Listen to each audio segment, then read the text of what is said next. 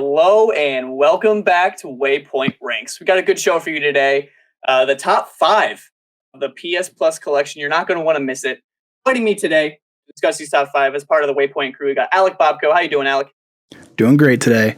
Conquered COVID, so every day is a good day. Just beat it to the ground. Got rid of it. Got Matt, aka Assemble. How you doing, Matt? I'm great. Also punching COVID downstairs in the basement. Someone's got to. Jordan Deeb. How you doing, Jordan? What's up? I'm fantastic. I'm ready to see us tear each other apart over this top 5. That's the idea. We got Chris, aka Rumble Pack 92, in the house. How you doing, man? Man, speaking of tearing each other apart, God of War better be number 1 or I quit. We'll have to see. Guess we'll have to see. He's gonna quit. Oh man. Creative differences, you know? Yeah. He's gonna walk. How many times are we gonna use that joke? I'm out. How many times are we gonna use that joke? Until I don't find Until it he funny. actually does it. Until he actually walks. Until I stop finding it funny, I will continue to use it. So that is never. Fair enough. But never. And last but not least, we got some other Josh. How you doing, Josh? I'm doing well, thanks. How are you doing? Good. I am Austin Ernst. I don't think I've ever said my name actually, but hi, that's me. So final 5. Do you want to just get right into it? We'll just go right Let's into do it. Fighting each other. Phil DeFranco it, man. Let's just jump into it. Right. Number 5 on the list. Uncharted 4, A Thief's End. What do you think about Uncharted 4? Too low. That's too low. Uncharted 4 is... Low. I played it last December into January over like my winter break. And I'd played before I'd played all the Uncharted games. I'd only played Uncharted 3. And before I jumped into 4, the summer before, I played the Nathan Drake collection. Jumped into Uncharted 4. And I think it's just, when you're talking about just the Nathan Drake stuff, I'm ignoring Lost Legacy for a second. I think it's the best. I think it's the best one. I do think that there are highlights from every other game that you wish you saw in 4. But overall speaking, I think Uncharted 4 is the best one. And I've gotten into a fight, like friendly fights with people about the boss.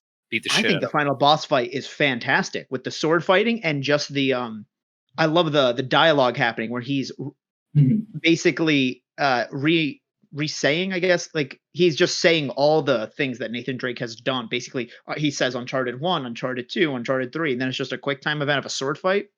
Like, I love it. And also shout out to my boy Rafe, you know, the villain, and his dope ass haircut. Oh my god! Oh yeah. Absolutely. Oh my god! He got that Actually, sweet undercut. Oh.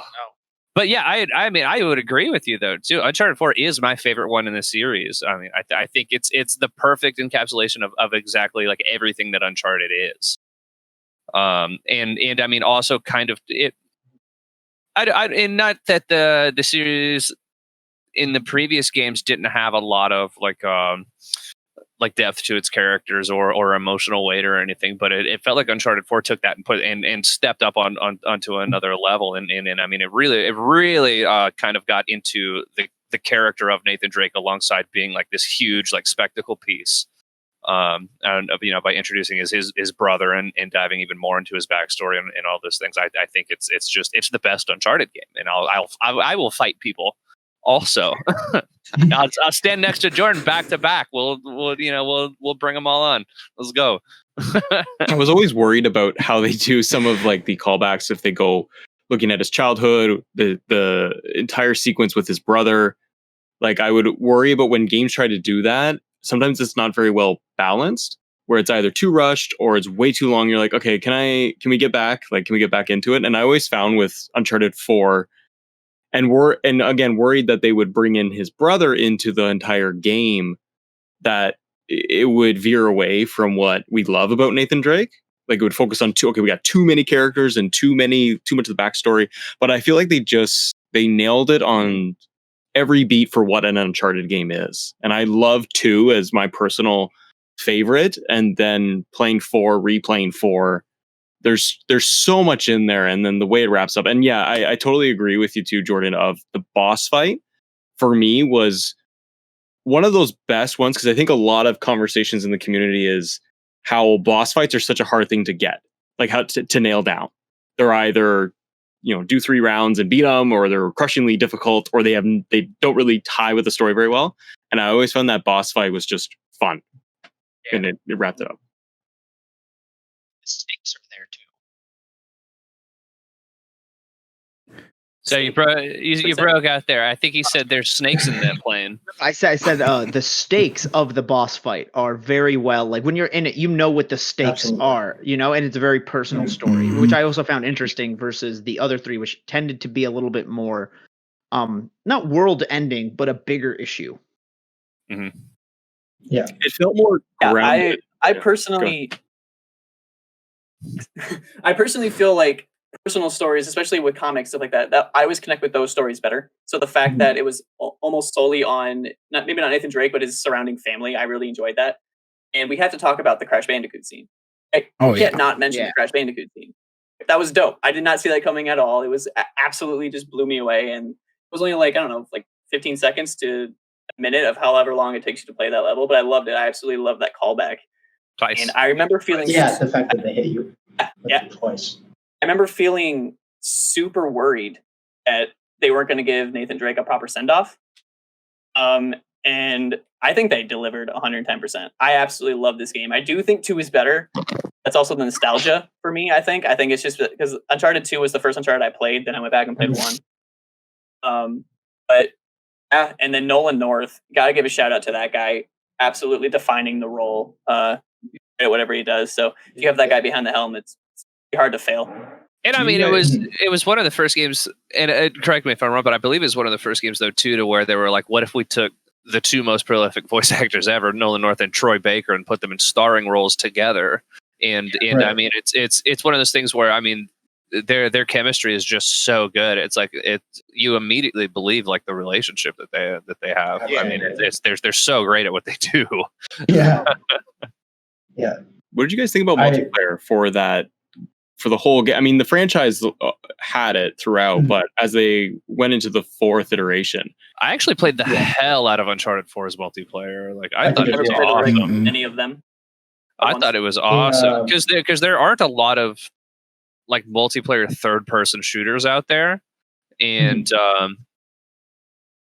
4 adding the grappling hook in as a mechanic as well just made for some really, really interesting like map designs. Like it's typically in shooters, I like the thing I'll end up playing the most is deathmatch, just because it's like that's kind of the mode I like to play. I don't get too hard into objectives most of the time, and there was just something about constantly swinging from cover to cover, popping up, shooting a dude, rolling, grabbing the hook, and then swinging over to another spot while somebody's firing a rocket at you. It's like it managed to boil down all of the gunfights throughout the series, but then add another layer to it because you're playing against human people. And it's fun. It wasn't the most like in-depth thing in the world, but it was just a good time. And the map design, like thanks to the added verticality of the grappling hook, I thought was really unique. Yeah, I think it's the fact that they completely reworked the gameplay. Like 1 through 3 all play very similar, but this is like completely restructured for the 4th, along with like the graphics they did in Naughty Dog's like top of the line. Just pushing the graphics of the PS4 as well as the animation team. So I think it all. I think that's something worth mentioning too, is that I think the gunplay in 4 is the best in the series as well, and I mean that carries over to Lost Legacy as well, and that also applies there. But it finally felt weighty, and it's like when you shot somebody, you were actually doing something.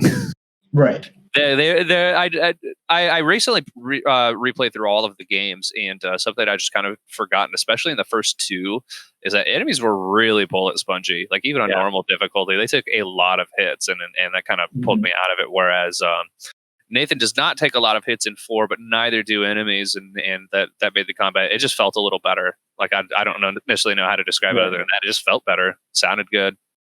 Throwing grenades and all of that. If Chris, you go back in like 1. And try and I found the control scheme awkward.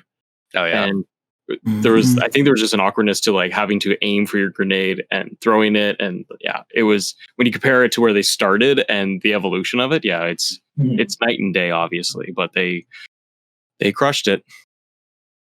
Correct me if I'm wrong, but wasn't Uncharted 4 the only PS4 one out of the Uncharted series, besides Lost Legacy, like the mainline ones? Yeah, that's correct. Yep. Yeah, the first three Yeah. were So, PS3. Yeah, which is actually they something just I wanted to. nailed it on that hardware. Yeah, that was something I wanted to touch on, which is like, and by no means is what I'm about to say me like dunking on or crapping on like the original 3 games, but it's like the original 3 were when I remember when they came up, like, oh, it's like you're playing through a movie, which we've heard so much in the PS4 generation. Mhm. I do think that the original 3 Uncharted is what kind of started that conversation and kind of that that's when PlayStation found their stride of like, we want to make basically these narrative driven single player games. And I just think that the first 3 were very much what we thought playing a movie would be like in the PS3 era of gaming, which then, of course, the PS3 ended with The Last of Us. And then the PS4 continued on to have bangers like, God of War, Spider-Man. And I'm not going to, I understand those came out after Uncharted 4, but I do think Uncharted 4 took the story to the next gen, if that makes sense. It's almost No, yeah. yeah.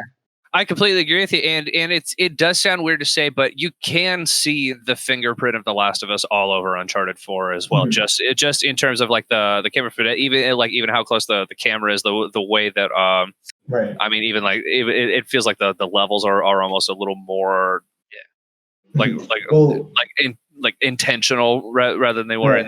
in the previous ones. Just like Mhm. I get movement and gunplay and everything. It's Right. you can feel a lot of Last of Us's influence there, despite being a totally different style game. And that could also just be the Well, if engine you was guys- upgraded. Yeah, If you guys remember, this game went through like development hell, though. It seemed like they announced it on launch day for the PS3, and then Amy Hennig left the project, and she like overseen the original trilogy, and then different creative lead left after different creative lead, and then eventually the 2 directors of The Last of Us, Bruce Straley and Neil Druckmann, took that over, right? And yeah, there was definitely a moment where I was worried there, and it's funny seeing kind of Halo Infinite on the opposite side kind of go through that too. It's true. Seem to see like Jordan's point of like how it's progressed and how the series has gone and like that movie aspect of it. I also remember, I don't know about you guys, but like when Uncharted 1 came out on the PS3, I didn't grab it like day one.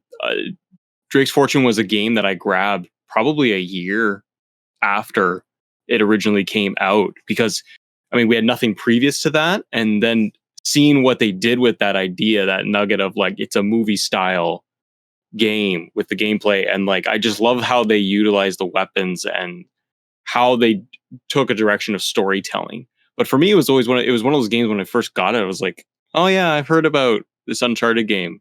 It's like Indiana Jones. And then I tried, and I had no idea from what I was going to expect, and then yeah, here we are. And then you go through 4 generations of game and Lost Legacy.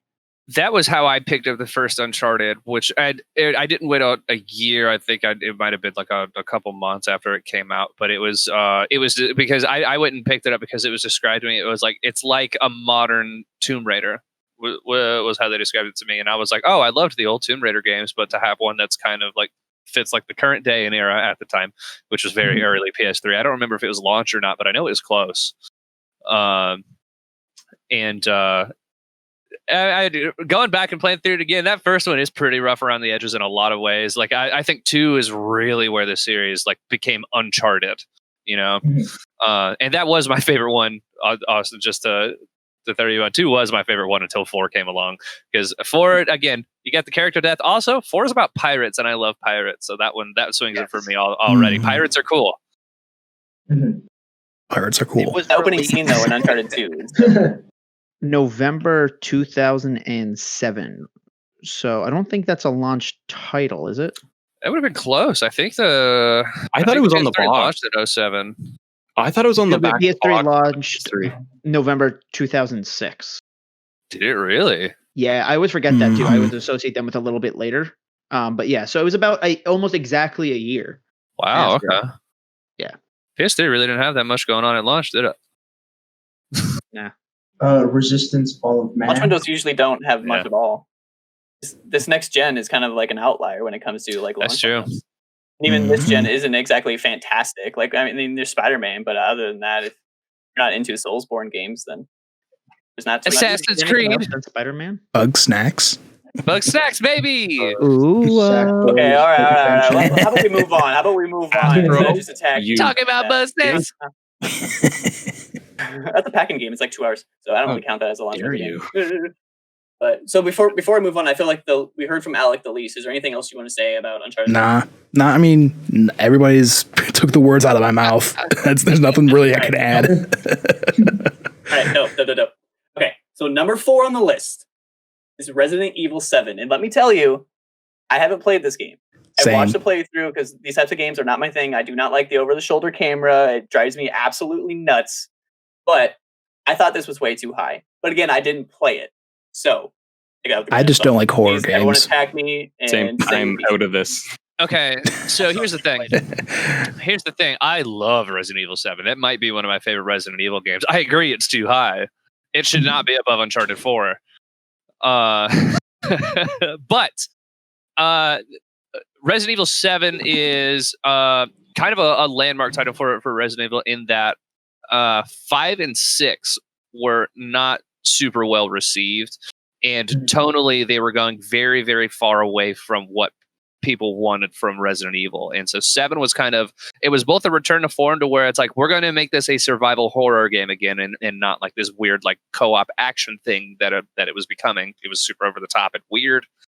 And so they're like, it's going to be this tight horror thing. It takes all in one place that you're exploring through and unlocking more of it and traveling back now that you have new stuff, kind of like the original Resident Evil was. It's very much a soft reboot for the series, but it also innovated on itself in that it was like, okay, but this is the first one that's in first person, and it was simultaneously, it was like they were like, what if we took what made the original Resident Evil so good and then iterated on that and turned that into a modern thing, and by doing that first person and changing a bunch of the puzzles and stuff like that. So I think this is one of the better Resident Evil games. Shout out to also, it's playable in VR, which sounds like a nightmare because that game is scary.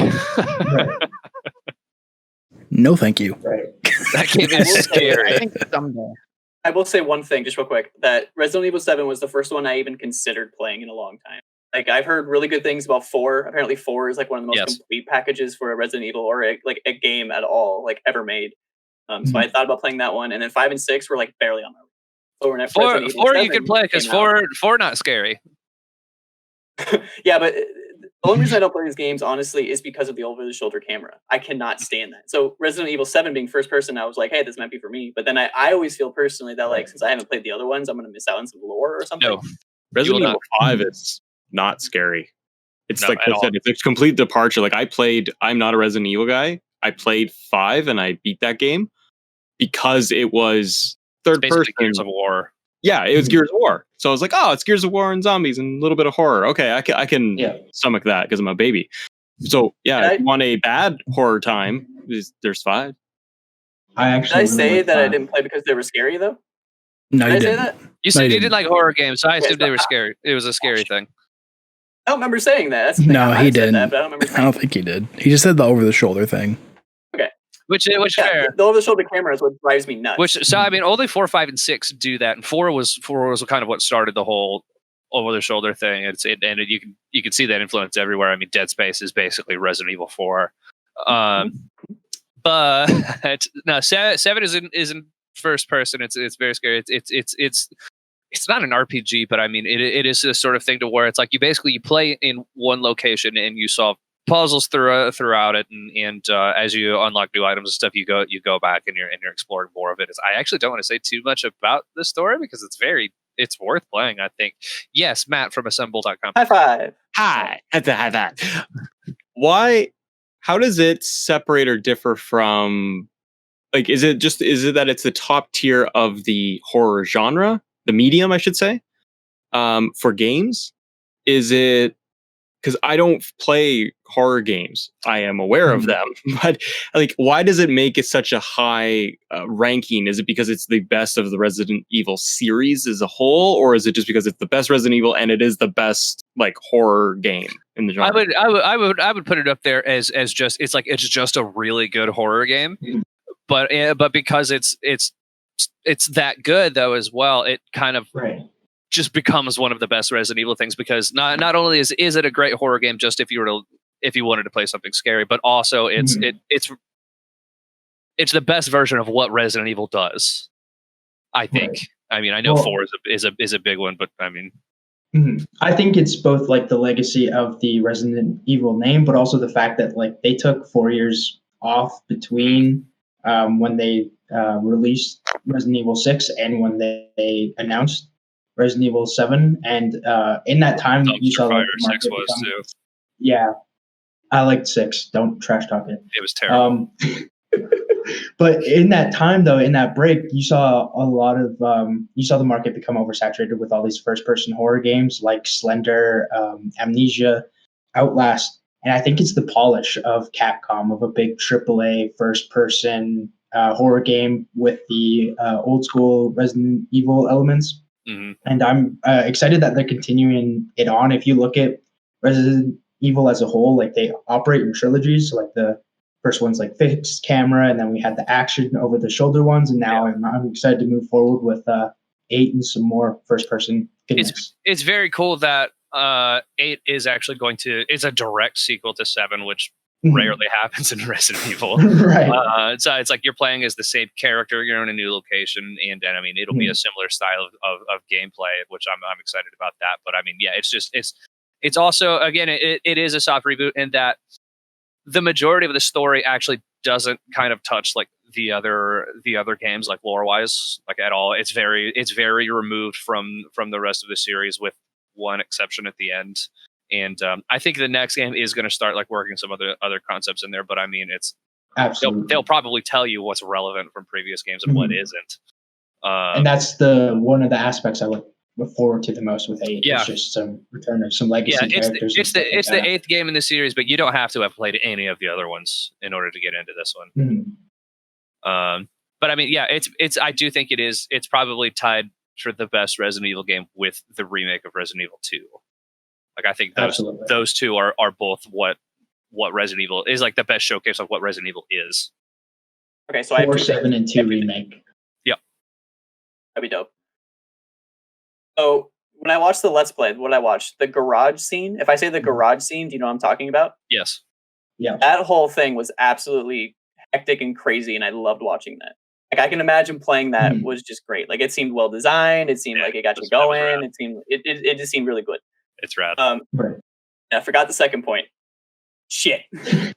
So to be as vague about the garage scene as possible, that's one of the things I like about it, is that character that you're fighting that's not the last time you fight him, and that's a big part of that game, is that you have like this semi-persistent enemy that will, in certain areas, he will constantly be following you, and so you're trying to do puzzles and stuff while you can hear him walking around, and it's occasionally he'll even show up in areas like later in the game that he wasn't in previously, and you're like, fuck, you're not supposed to be in here, and that sort of thing. And it's just one of those things that like constantly makes you uneasy, because you never know when this character is going to pop out, and you have multiple like boss battles with them, and each one is different, like mechanically, and it's very, very cool the way that it evolves over time. Like it's dope, dude. It's really good. Yeah. I believe that. I forgot it again. No, I got it. Okay. So I've heard that this game, like the first 3/4 of it is absolutely like game of the year material, like the year it came out. But then apparently the last, I don't know, couple hours is bad. Do you atone to this? I agree with that. Yeah, maybe a little bit. There's like I would call it bad. It is it does make like a big like tonal shift that's a little weird. You play as a different character, and you're in a completely different environment, and that is where the game drops off for me personally. And then but that's maybe like back up towards the end. It's maybe like 2-3 hours at most. Like it's not very long. At least is the only way that I get around it. I was like, if they had made you do it longer, it probably would have been worse. But I mean, it could have been cut. I personally think, and I agree. hope that RE8 doesn't have any of the fat like that on it. If Resident Evil 8 is a complete package with nothing like that. Because Resident Evil games are traditionally pretty short anyway, so I wouldn't have been upset if we lost like the last 2 hours. Like, I'd have been fine. Yeah, that was my next question. Do you think 8 will learn from that mistake? Hopefully. It's Capcom, so 8 will learn from that mistake. Hopefully. I put no trust Okay. in Capcom. Any last thoughts? Play it. Great It's last fun. You played this one? Great last thought. Play it. It's fun. It's very, very good. Highly recommend it. Yeah, I don't have an excuse now, so for sure. It's not better than Uncharted, but it's very good. Moving on. Yeah, it's a little high on the list for sure. So number 3, right under Resident Evil 7, Persona 5. Ayo. What do you think about Persona 5? Okay. It is. Crash. I haven't. I mean, Royal is my favorite game of all time. So, Persona, the base game, Persona 5, it was such a great base for it. So, it was actually the first game in the Persona series I've ever played, Persona 5. I got into it because I was catching up on Kind of Funny content, and they were just gushing about the style and the music in this game. And it was just one of those enough that it got me to buy the game. And the first time I remember playing it, it was did that good old JRPG thing of took way too long to get started, and I put it down for like a month after like 2-3 hours. And literally, if I would have played just a half hour more, it would have sucked me in, because that's exactly what happened when I picked it back up. And there was a whole summer when I was living in an apartment with friends, and I had nothing to do after work, so I literally just played that all the time.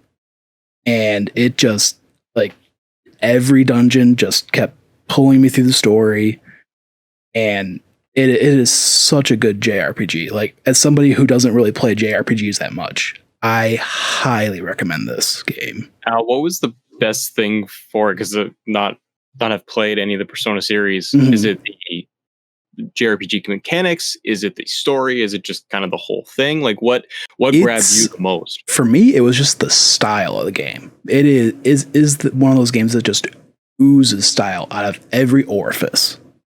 And it, like, for me, the big thing too was I like Pokemon. I liked all the Pokemon games. And if you like Pokemon, there's a very Pokemon-like mechanic in this where you're catching personas and adding them to your team.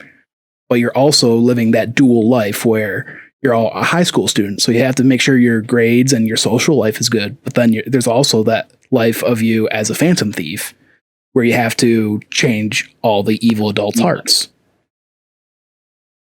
So, I think I'm the only other one that played this with you, Alec, and I can echo a lot of the things you say. My main gripe with the game is that it's just so goddamn long. And yeah, I don't have the time. It's like 140 hours. It's ridiculous. Yeah. that is Royal. Okay. But I put like 57. 75 hours into this game, and I felt like I accomplished nothing. I felt like I was barely scratching the surface, and I was like, I cannot do this anymore. And then I took a week off, and I was like, should I, like play it again? And I'm like, I'm already this far committed, but I just couldn't do it. The commitment was too much for me. I could not do it. But what I played, I absolutely loved.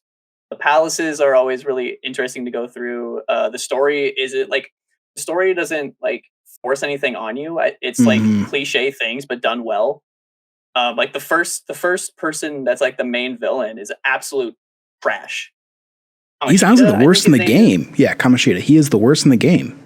Yeah, he basically rapes students. He's a teacher, and you're just like tasked with basically fucking this guy's life up. And the fact that was the first enemy, I was like, I need to at least defeat this stupid piece of shit. Like, I need to get rid of him.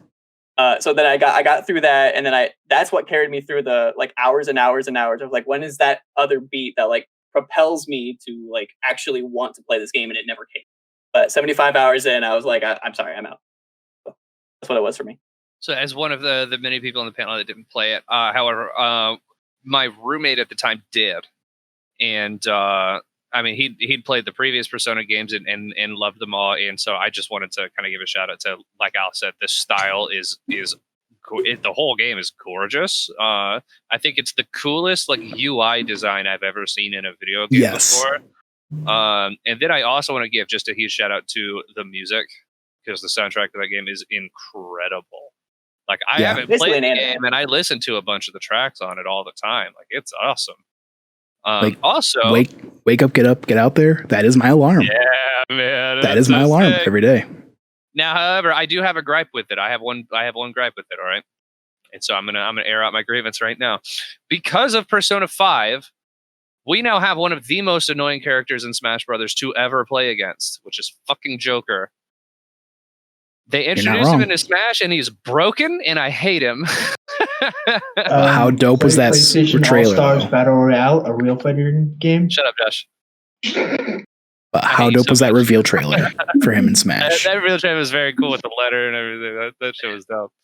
It's also a dope stage. I like to poke fun. I just don't like playing against Joker very much in Smash, a real fighting game. Josh, but I mean, yeah, it's like it's one of those games where I'm a big anime fan too, and so I would sit down and watch my friend Sam play all the time, and I was like, this is a very, very cool game. The only thing that kept me away from playing it was knowing that it was like 100 hours or something, and I was like, I know myself, and I will never finish that.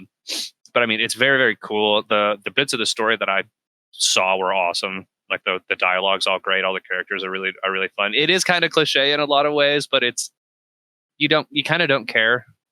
Exactly. While you're watching it, yeah. Like it's fun.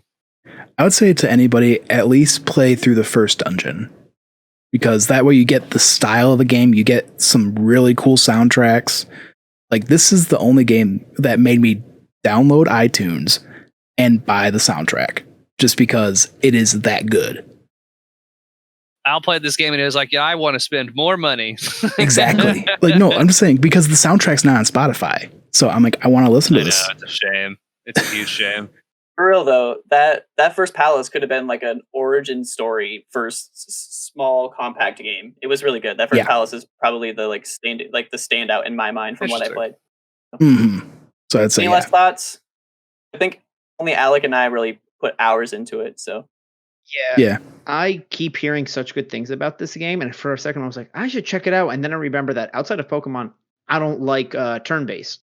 And it's just one of those things, and I think I said it when we were talking about Final Fantasy 15, where it's like, to me, outside of Pokemon, because in my head in Pokemon I'm playing as the trainer, and the turn-based is me giving the commands, turn-based combat takes me out of the experience.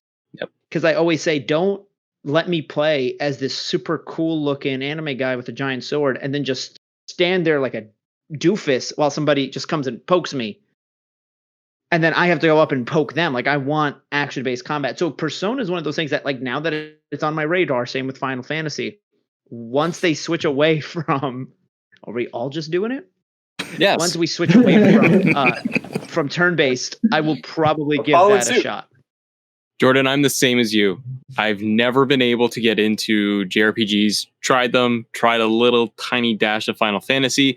Same as you, it is taking me out of the gaming experience because it's parry, thrust. Like, wait 2 minutes, wait your turn. Someone else is going to throw some magic at you, and then you get points go up on the screen, and then it's a whole thing. I can't. I want to be immersed. I want to like it, and I want to be immersed into it. I want to be able to just slash the shit out of somebody. Yeah, I think that like Final Fantasy 15 and 7 Remake came up with a good combat system for a mix of both. And I hope to see other JRPGs that have traditionally been turn-based maybe adapt to that, because in my opinion, I could be so factually wrong about this. To me, it seems like turn-based was the solution to technology in like early 90s, 80s when you couldn't do it. Mm-hmm. When you didn't just want it to be a beat 'em up. But I feel like now we've moved past the point where I kind of don't want turn-based, but here's the thing: JRPG purists, they live and die by turn-based games, man. Like they really do. But it is kind of one of those things where it's one of the most just like video gamey concepts out there, Just real quick, I mean, if you're interested in an action JRPG, I hear very good things about Nier Automata, which is along the lines of 7 Remake and Final Fantasy 15. But also, Final Fantasy 15 is on the PlayStation Plus collection. You should play it. Yeah, we read about last episode. Go check it out. Yep. Yeah, so one thing I will say about the whole turn-based thing is that you can actually change your tactics in this game to where you can choose to let your party members act on their own or give commands to them. So just it can increase the flow a bit if you just want to control your own character rather than controlling all 4 of your party members. It's That's the a really AI good point. stupid. There's also a I mean, you're true. That is true, but it's similar to Pokemon, the AI intelligence. I would assume that'd be my comparison. But there is also a difficulty. I think it's called safe mode, where if Yeah. turn-based turn-based combat isn't your thing, like it kind of speeds it up and makes it a little easier. Not like a walk in the park, but enough to where if that's really not your thing, it's going to make it go faster and repetitive, where you don't have to think too much. Just kind of set what you want to happen, and then it'll just kind of do it. in the base Then game, the only time you really have to intervene is when something goes bad. yeah, in the base game, it was in the second to last palace, and I had to change it to that because I could not beat that last boss. And then it's one of those things where you can change the difficulty in the game, but once you set it to safe mode, you cannot go back up. So I was stuck there, and I just basically ran through that last 10 to 20 hours of the game just because I'm like, I made it so far into this game, I am finishing this. I was basically the opposite of Austin, where Say it louder. Say it louder. All right. Any last thoughts, Alec? nothing. Well, I will say, if I know Persona 5 is on the PlayStation Plus collection, but if you can, please play Royal. It adds so many quality of life improvements, and it makes it such a better game. And the added content is chef's kiss. I suppose you could always use the PlayStation Plus version to again play that first dungeon, like you guys said earlier, and see if that's kind of your thing or not. And then if it is, pick up Royal because it's better. Yes. Even if you don't like the first palace and you bounce, like it's not really wasting your time because, like I said, that chunk of it really is kind of like an origin story, kind of like a first issue of like a superhero comic. That's what it really feels like. Austin, can you play that game? Sorry, I was going to ask on that point of like, can you play it that way? Can you play Persona 5 like chapters, Netflix story, like a comic book of like, okay, this is essentially like section 1. Part 2, part 3. Could you break it up that way and feel like you can follow along, or do you feel like you need to go in long play sessions? I feel like you could. The only thing you would miss out on is like you'd have to like recoup yourself on like the story. Because like all the combat and the controls, there's a lot there, but it's pretty simple. I never felt lost in the controls. I never felt lost in the systems. Okay. So are you asking if it's like a pick up and play type of thing? Sort of, yeah. Just I guess almost like can I go and jump in and like finish the first palace and dungeon, and then like if I bounce for 2 weeks, oh yeah, you'll be fine. Be like, what was the story again? What was I doing? But I'm just wondering if it's got to be, if it's one of those games where it's like, no, you've got to play the first 10 hours straight and grind that, and then you can start the game. I will say probably the first, I'd say 3 to 5 hours. I mean, not all at once, but just don't stop before then, because like I did, I played the first 2 to 3 hours, and if I would have played that half hour longer, it would have sucked, pulled me in right away. So yeah, I think you could totally play it that way, honestly. Yeah, I think so too. Like yeah, for sure. All right, guys, final 2, and I'm going to spoil something. It was a tie, but I gave one an edge because out of all of us on the panel, one of us didn't play one of them. Me. So, the thing. It's kind of cheap, but I played The Last of Us. I did not play Last of Us Remastered. It didn't compel me enough to replay the game, but that is number 2, is The Last of Us Remastered, which makes, number 1 is God of War, so Chris, you're not going to fight anyone. Well, I will continue my tenure here at WayPoint. For like a day? Yeah. Like at least until tomorrow. Okay. The next creative difference. We'll see where it goes. Yeah, Last of Us Remastered is number 2. So let's talk about that. Okay. So you said you didn't feel compelled to play the remastered version? Correct. Yeah, I played through the original The Last of Us. You played the same game. I didn't. Yeah, it's the same. I agree with you, but the reason that's why I gave the nudge to God of War, because in my mind, The Last of Us wasn't a good enough game to compel me to play it again.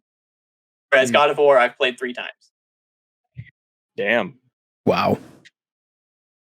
That makes sense. Because yeah, like you guys said, like it's the same game. It's the remaster. No, it's the same. They they just up-resed it and they added the DLC in. Didn't they make it like 60 FPS too? Yeah. Yeah. 60 FPS. It's definitely the way Yeah, to and play I it. I You totally have- understood that. That's the only version I have I played. totally actually. understood that. Just to break the tie, that's what I did. That makes sense. Yeah. and I mean, it's what is there to be said about Last of Us that hasn't already? Exactly. But Yeah. with all of the things that came out with like the fervor that surrounded Last of Us 2, but I mean, it really is an excellent game.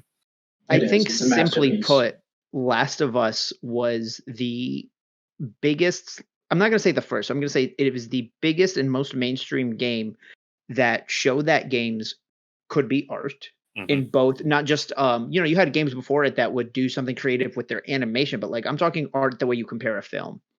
Yep. It showed that games could be narrative driven and heart wrenching, and like it showed that gaming is medium comparable to film, which I know is almost exactly what I said in the first point, but I think that there's a slight difference. Mhm.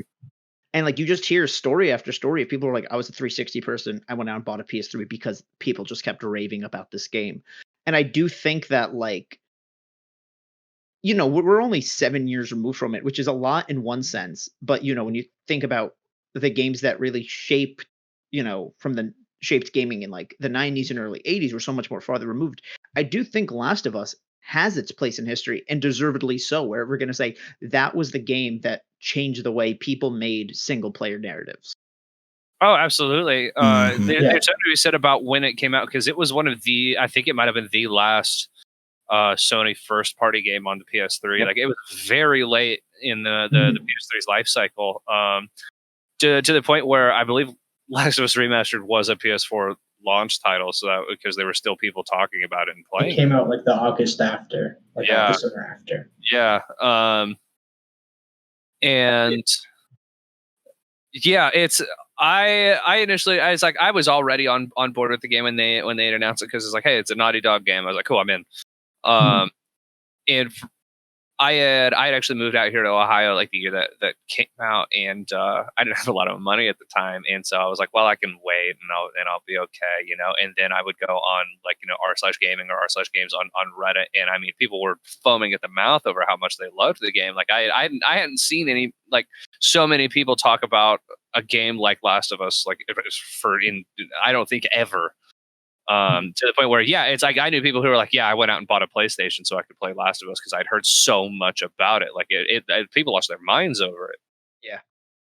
And it's good for good reason. They lost their minds over it. It Exactly. is a very solid game. Now, it's like narratively, I know a lot of people like especially love the narrative, and I think that is the big draw. But I don't think that, in terms of pure narrative, and maybe I'm speaking from a place to where we've had so many games on the PS4 like iterate on what Last of Us have done since then, is like narratively it doesn't do anything like super creative or out of the box or anything. It's just it does all of those things so well that you kind of don't care.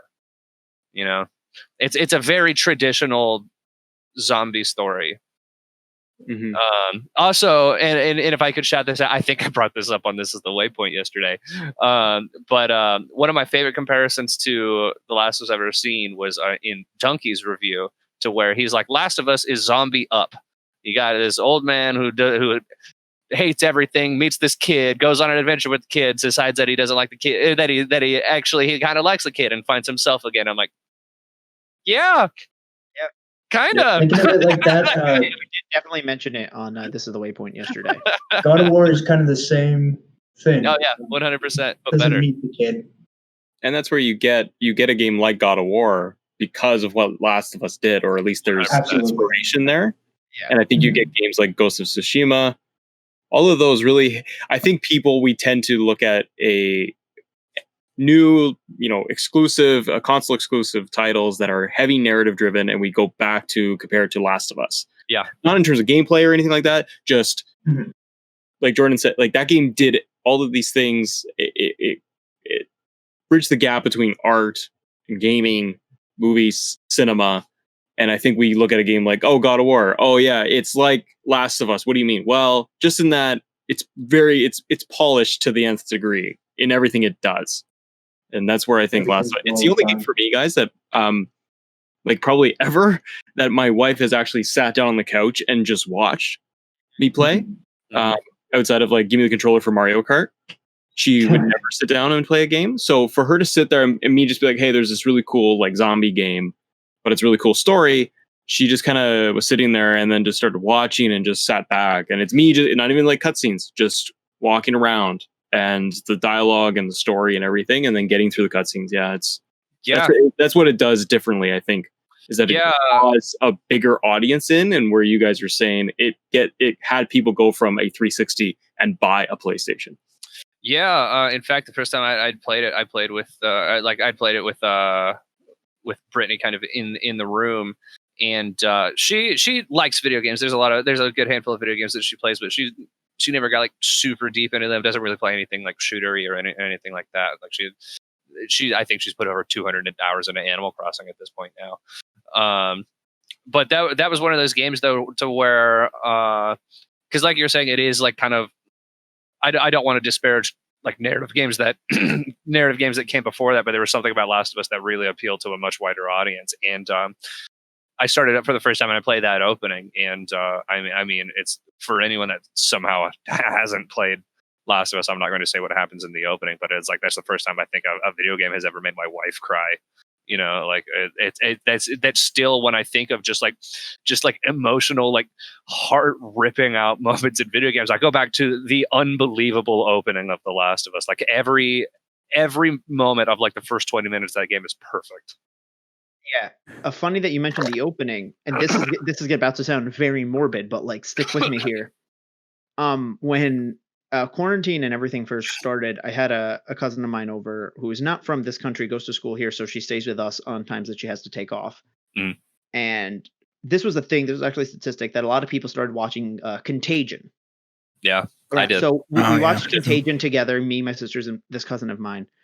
And when the movie was over, I go, there is so much similarities here to this game, and the second one's coming out in a couple months. And I went and I showed her, and she's not big on gaming, but like was very interested. And I showed her, I kind of sped through parts of it, but I showed her the opening, and again, without spoilers, did not fast forward anything when it got to like that heart-wrenching moment.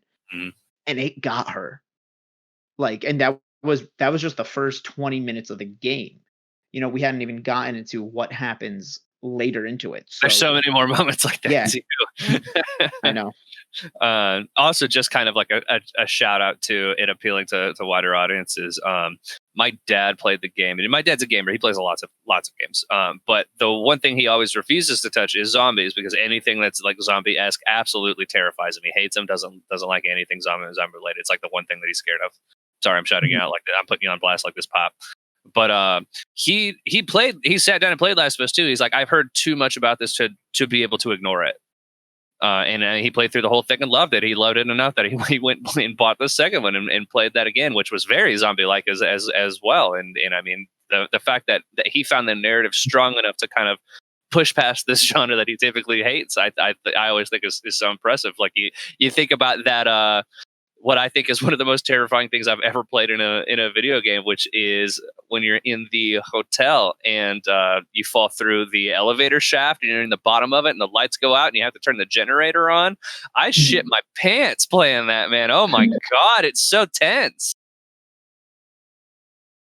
Oh my God, it's so tense. I love it when towards the end and Joel is captive and he's in he's the compound or whatever, and he's getting free, and I don't know, there's like, he picks up the bat and there's so much emotion, and it felt like just that climactic, like he's going to get revenge now and he's going to kick the shit out of everyone in his way.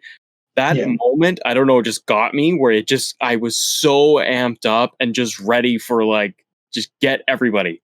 And Joel just turns it on. It's just amazing. It's those little moments, but those big moments that are like climax in a film. Like, Logan, the Marvel movie Logan, is like my favorite movie ever made. Basically Last of Us. And there's a lot of comparisons to Logan with Joel as a character. And that compelling, it's just a really well-written character and well-performed character by, again, Troy Baker, who we mentioned earlier, just really good at what he does.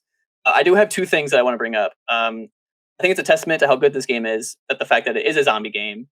I know, like, at that time, I think I'm pretty sure we're all just kind of like shrugging it off like another zombie game. Like this isn't something we necessarily want, but they all proved Right. us wrong on that. Also, did this come out on the height of Walking Dead, or was Walking Dead on the out? No, that Does was anyone that was remember? Season that, two? Walking. Yeah, it was about 3, maybe season 4 was starting up right then. And so I mean, yeah, Walking Dead was at its most watched, I think. Yeah. Like at the time. Yeah. I was just wondering if that had anything to do with it. Do you think?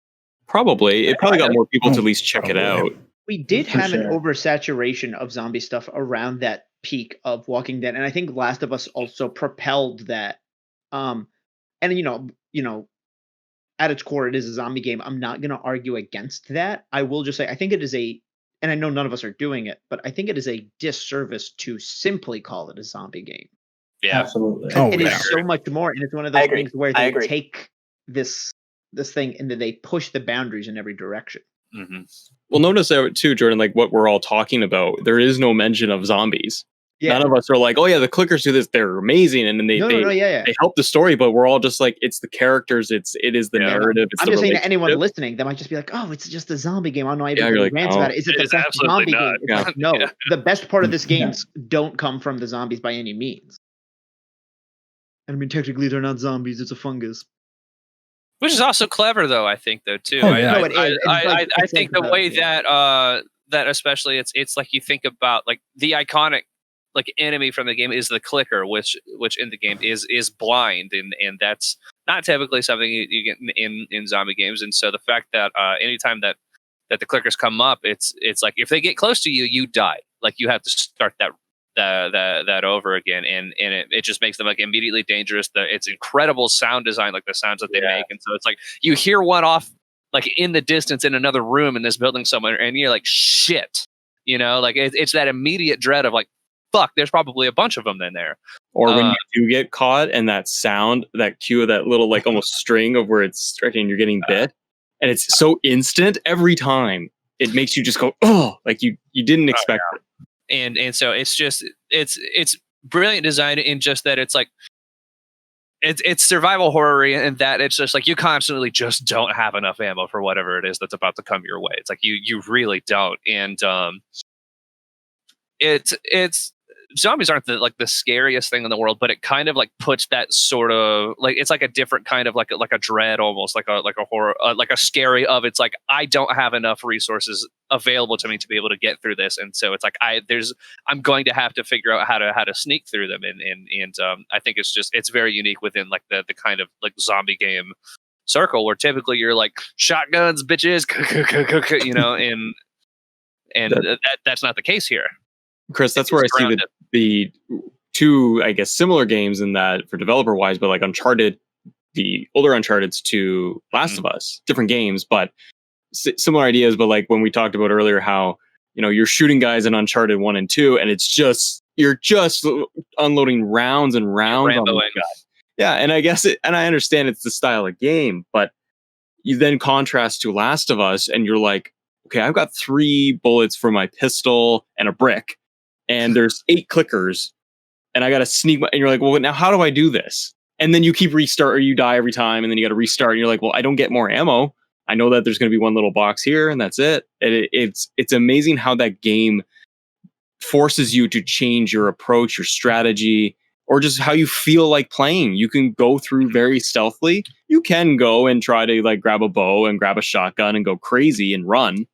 But I think that's what it does such a great job of, is like you're not just pigeonholed to like, okay, grab your rifle, hide behind this, shoot them out, get the next section, go Plus again. the way that they do resources and stuff, it's that it's also it's like there aren't enough resources in the game for you to fully upgrade everything that you own either, and so it constantly the resource management within it constantly has you making decisions to where it's like you're in that room. There's 8 clickers. I have 3 bullets and a brick, and it's like I have just enough supplies to where I can either make a shiv and I can stab 2 of them, or my health's kind of low. I could use some of those resources to make a health pack instead, and you kind of have to do all that. And I mean, it's if you want more resources, you kind of have to go into the room where there's 5 more clickers and be like, I know there's stuff in there. Am I going to be able to get back out? Is that stuff worth trying to go in there for? It's like I would love to be able to upgrade my bow or whatever, but it might kill me.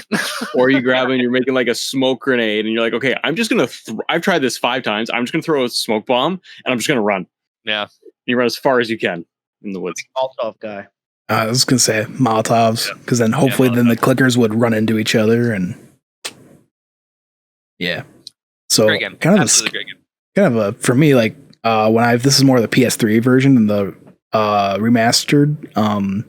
I played that in college and I actually rented it from Redbox because I only had a part-time job. So I rented that from Redbox for an entire weekend and just played that. And in my dorm we had a ceiling fan, and it would once in a while it would like the chain would clank up against the light of it. And every time I thought it was a clicker. So it could be in the middle of a spot where there's no combat whatsoever, and I'm just like, where is it? Where is it? Like, stop, go into listen mode.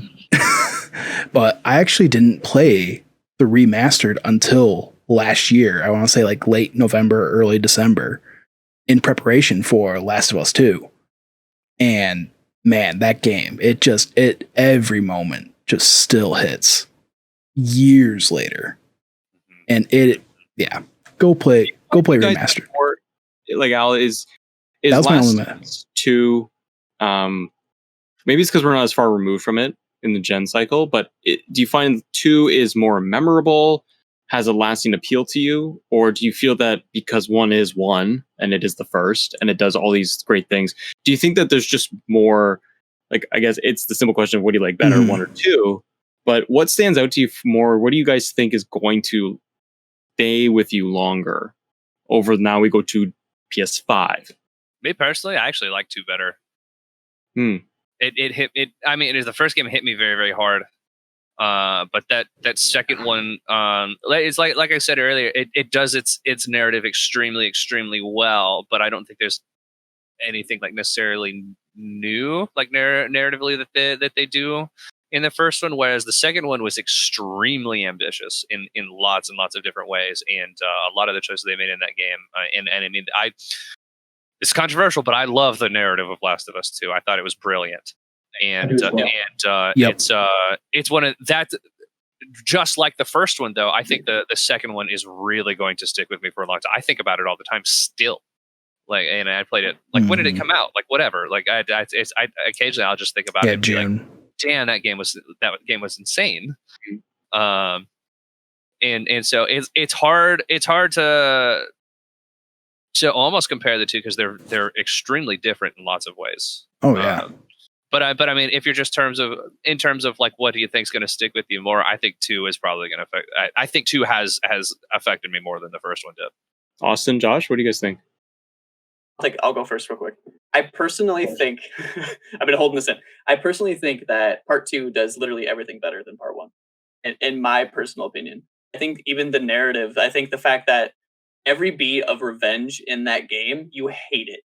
When you're playing as Ellie, or you absolutely hate the actions you have to do, and you know you have to do them. I don't remember a game making me feel that way about a character I genuinely cared about. Like, I've seen games do it where, like, you're now the bad guy. Like, that's a cool twist where you go and murder, you know what you have to do, blah blah blah, but you don't care for that character. When that one switch is turned on, it's such a weird feeling where even kind of in reverse of that, when you had to play as Abby, like, I was like, don't make me do this. This is awful. What are you doing? I hated that. Like, I remember thinking back to when you first play as Abby before you know everything. And I was like, I would have just walked her off that cliff as many times until I got a game over or something. I don't know. I'll break the game. I don't care. But yeah, that game is so well done. I honestly think The Last of Us Part 2 is the best game ever made. It's not necessarily my favorite game. I will also give it a shout out though too. Like Last of Us 2 does improve the combat in just about every aspect. Like from that the first too, yeah. Like I don't know that I'd be able to go back and play the first one after playing the second. If there was one gripe with the first game, it was that the combat or that the gameplay, like moment to moment, like the choices are great. Like you said, the resource management, but the gunplay is not perfect. Gunplay isn't exactly top notch. It's better than Uncharted, but I don't think it's, I don't know, barely. Oh yeah, but the gunplay in part 2 like can stand on its own for sure. Josh, I love them both. I've platinumed both versions of like the first game with Of course you have. like on the PS3 and the PS4. I do like 2 a lot more. I think it's so hard because I have just such a huge love and respect for both games, but I think the story, like Chris said, is a lot more ambitious, and it pulls it definitely doesn't like pull its punches at all. Like I've never been so disgusted by a game and like the actions that I'm doing, but also so in love with it too, and especially the narrative beats for sure. And I really do love the gameplay in the first one. I love how immersive it is, and like how the guns have weight to it, how every hit is just brutal when you take in someone's head and you're just bashing it against some dresser. It's insane. And for like 2 to just ramp that up to a whole nother level and get a lot more violent and a lot more, there's just a lot different ways that you can approach gameplay moments. Also how open it is too, like that whole like Seattle Day 1 section. I just absolutely love exploring on horseback. The music store. Yeah, the music store. Yeah. Such a good moment. Any last words on Last of Us Remastered, not Last of Us Part 2? Yes. For the record. Last of Us Remastered. We can't forget about Left Behind, True. True. That is because that also comes in that. I forgot about Left Behind. For the record. So It's very I good. never played that DLC. it's really good. so good. I did it for the first time this past year when I went back for the second time and played Last of Us, and then I went right into Left Behind. Well, I should say I didn't go right in. I did it like a Saturday morning, like, just did the 2 to 3 hours, and it was an awesome Saturday morning because that one scene in the arcade was so cool. Beautiful. It's great. It's great. Yeah. And it's not. I wouldn't say it's not like required reading or anything. You don't have to play it to go into Play it Last of Us Part and- 2. Yeah, and I've used it in arguments against haters of Last of Us 2. Yeah. But I do think that it's like if you want to get the full experience of just kind of like the full picture of Ellie's character in Last of Us 2, I do think it's worth playing. And like you said, it's like 2-3 hours. It's not very long. And You get through it in one sitting. honestly, one thing a friend, she was playing through Last of Us Left Behind and then Part 2 back to back to back, and I said, keep in mind, in Left Behind is the first time they put in the 2 faction fights when you're fighting against the clickers and some human faction. And I said it's good practice for Last of Us Part 2 because like I said, it's the first time they introduced that. So take notes. Get ready. For sure. Yeah. All right, guys, you ready to move on, or last words? Go for it. Did you have anything to say? Just wanted to Oh, I was just gonna say I played it all before going into 2, and even the multiplayer servers were still active on The Last of Us Remastered. Like that game's multiplayer still holds up, and like I was able to get into a match very quickly because that multiplayer. I forgot. is We have to fantastic. talk about it. We have to at least spend like 1 minute talking about it because holy shit, Last of Us multiplayer was incredible. Oh my god, it was so cool. If you didn't play it, you missed out, man. I've never played I missed out. Never played another It was multiplayer game great. like that. That was one of those multiplayer games where I actually went online with other people to get in a group, in a squad. The survival aspect of that, it was intense. When you have a downed friend, like, and you're trying to recover them and resource manage in that game, it's hard. That was a hard multiplayer. So I mean, Right. you would all be part of like different factions and stuff, and how you do in matches would overall affect like the like how they were performing in other. It was a whole thing. Like it's Mhm. it was so unique, and I was so sad when they said that they weren't going to be doing a new one for Last of Us 2. I'm hoping they change their minds and do like a second Last of Us multiplayer, because it was very much like it's like if you legitimately missed out if you didn't play it, but I don't think those servers are active anymore.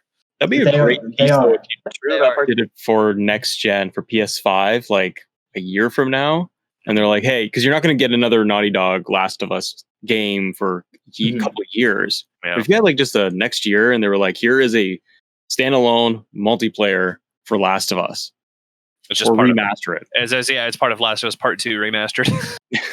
Yeah, exactly. I could have swore they announced that it's going to be a separate thing. They already announced they're making. That's what I thought they were too. Yeah. Did that? Oh, for Part 2. yeah, you're right. I No? could be making this up, but I'm pretty sure No, there's no, It's there on was a another separate time thing, where yeah. that's been republished. You're Yeah, right, you're but right. we haven't heard about it in the Yeah. year since they said that it's split off and Correct. become its own thing. So if it's going to go anywhere, who is to say? Hopefully, yeah. We just But made no, Chris's it's- week. If it comes out, you guys play it. We're all playing it. Holy Oh, shit, for it's so sure. good. Absolutely. Okay. Yeah. But it Oh is my like God. You don't want me on your reassuring. team. I am absolute dog shit. I was terrible at it. It's so much fun. I don't care. But no, it's reassuring, like knowing that back in June, the first the remaster of the first game still has active players to this day. Like it is Very dedicated player great. base in that multiplayer, Yeah. in the That's a Last good of Us point. multiplayer scene. Yeah, very Mhm. dedicated That's multiplayer what base. happened, isn't it? That they were on either Last of Us or Uncharted multiplayer and were able to get into the servers that way. I believe it was Uncharted 2. Maybe Naughty Dog just doesn't turn off servers. Maybe that's what we're learning. All right. Do you want to talk about Kratos and his kid? Why not? Yes. All right, God of War number one spot. Here it is. Chris? Yes. Talk about this average game. Go ahead and talk about it. Allow me to tell you about the greatest video game that's ever been blessed out to mankind. All right. I know. So it's so funny that I was just talking about how Last of Us Part 2 is his favorite video game that's ever made. God of War 2018 is mine. It's such a shame that Spider-Man came out in the same year because I flip-flop between the two of them, which one I like more all the time. I like them for different reasons. I just think it's like there's not a single thing that God of War doesn't do well. They're like every single aspect of that game is as close to perfect as you're gonna get. I mean, it's beautiful. It's got an incredible soundtrack. Every single voice actor performance is amazing. All of the animations are great. It's some of the most well designed combat that I've ever played in a game. It's got The axe. not exactly an original narrative. Obviously, it is similar to Last of Us in a lot of ways, but it does have an incredible narrative. Especially in the way that they took a very, I think we talked about this previously, but they took a very one-note character, which was Kratos, whose primary character trait was he was angry for like 5 games, and turned him into this layered, nuanced, sympathetic character. The whole relationship between him and his son and the way that it blossoms throughout the whole game and as they go through trials and tribulations stuff is absolutely brilliant. The way that they adapted Norse mythology into the game without directly just copying it is incredible. I could go on for it. Y'all got to stop me. It's amazing. Everything about it is perfect. It's a perfect video game. Throwing the axe. It feels so good. It's the most satisfying thing ever. Imagine what that's going to be in the DualSense. The feedback of that. With the haptic feedback, yeah. Yeah. It's going to feel so good. Really, I've probably put upwards of like 80 to 100 hours into God of War just playing through it so many times. I've only played through it Going off the once. flat. 4 times I've played through God of War. And across all 4 of those playthroughs, you never get tired of pulling the axe back and grabbing it. It feels good every single time. Every time. Now, I promise I'll pass the baton here in just a second. But there is one thing like specifically that I really love, and so I'm a huge fan of the original God of War trilogy. I loved 1, 2, and 3. I played the hell out of those. They're some of my favorite PS2 and PS3 games ever. And so when we first saw the trailer for 2018, I was like, that combat is extremely different than what I'm used to. Because I mean, they started out as like they were like, it was Devil May Cry for casuals, is the way I like to call it. That's exactly what it was. Because it was very simple, you know. And I was like, it kind of looks a little Dark Soulsy, but you have the weird like Resident Evil style over the shoulder camera. I was like, that's a weird choice for an action combat game. And then I got in and played it, and I was like, there are still so many aspects that were carried over and adapted into this new style from the original games into 2018 without feeling derivative. It felt really, really, really fresh, because it's weird. It is kind of weird to have an action game like that where the camera is so close to you, but then the different enemy designs and the different strategies that you have to do for those, all of the like slowly upgrading your axe and learning new moves and all that stuff. It is to the point where I was like, that combat is so much more layered than I ever expected from a God of War game, because traditionally they were fun, they were spectacle games, but they weren't the most complicated things in the world, and they took it and made it complicated, and I really really liked the way that they did that. How spoilery do we feel like getting? Halfway Jordan through the hasn't game, finished so it. I prefer no. Okay. No spoilers. I know a few things, but I Well- don't know exactly how they fit in. Like, Okay, well, there's a combat thing later. It's an axe. There's a combat thing later to where axe? I was like, it's very cool. Fucking throws it. And What?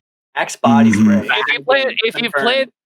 if you've played the game, you know the thing I'm talking about, and it's beautiful, and I love it as a fan of the original games. I guess that's as much as I can say without getting into spoiler territory. I am willing to like turn the sound off on my computer, and you guys can just signal me when. Does that work? You want to deafen yourself for a minute? I'll give you that's like 1 minute. Yeah, I'll just completely mute my computer. Cool. Go. I can't hear you. Blades of Chaos, y'all. Yes. The Blades of Chaos. So it's as just like it's carrying over from that. It's like when that moment happens, it's one of my favorite things that's ever happened in a video game ever. Is just that point where he's like, I know what I have to do.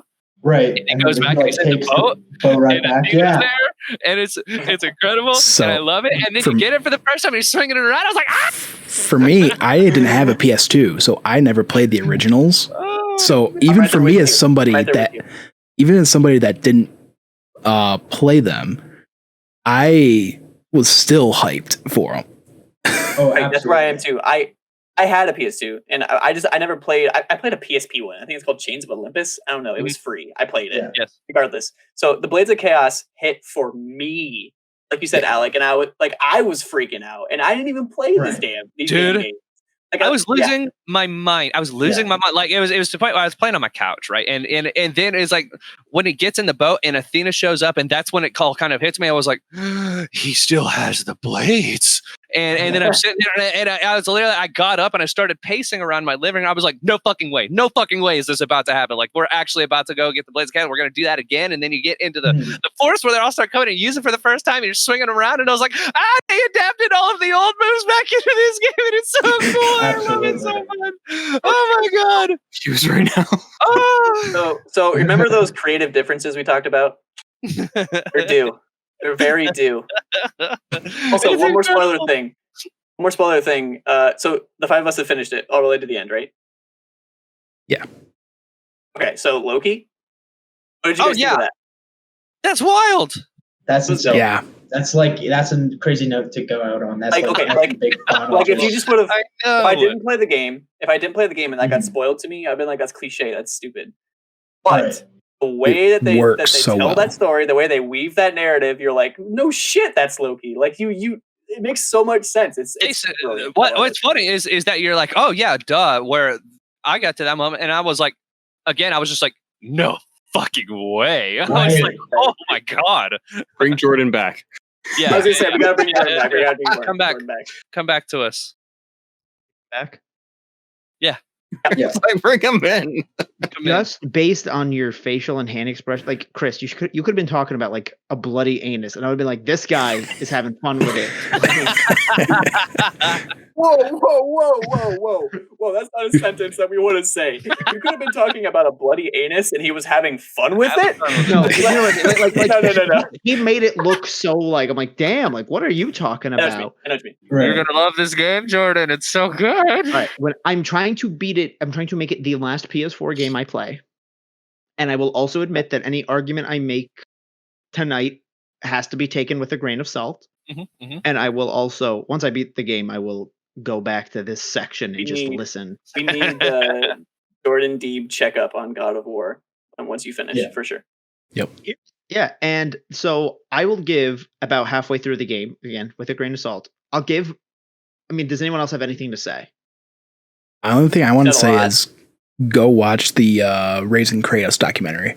It's so Yeah. good. It's Oh, so good. absolutely. Yes. After you beat the game, Of course. I yeah. love Corey Barlog, I love you. Please come on our show.